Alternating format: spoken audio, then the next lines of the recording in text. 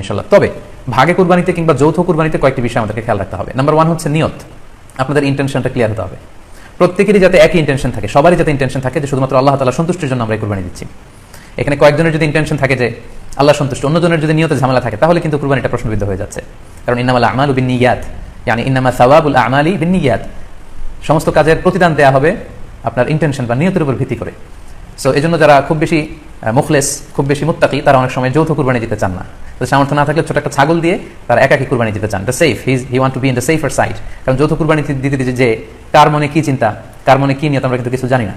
So যদি যৌথ কুরবানি দেন, কুরবানির আগে সবাইকে এটা কনসার্ন করে দেয়, রিমাইন্ডার দেওয়া যে ভাই আমাদের কুরবানিটা হবে শুধুমাত্র কেবলমাত্র আল্লাহ তাআলার সন্তুষ্টির জন্য, অন্য কোনো নিয়তের জন্য না থাকে, তাহলে কিন্তু আমাদের কুরবানি বরবাদ হয়ে যাবে। এটা হচ্ছে প্রথম কনসার্ন। 2 নম্বর কনসার্ন হচ্ছে হালাল উপার্জন দিয়ে কুরবানি হতে হবে। যৌথ কুরবানিতে কেউ যদি এমন থাকে যাদের উপার্জন হালাল না, সেই কুরবানি কিন্তু আল্লাহ তাআলার দরবারে কবুল হবে না। সো এটা খুব গুরুত্বপূর্ণ একটা বিষয়। আরেকটা হচ্ছে লৌকিকতা। লৌকিকতা যদি থাকে তাহলে কুরবানি কবুল হবে না।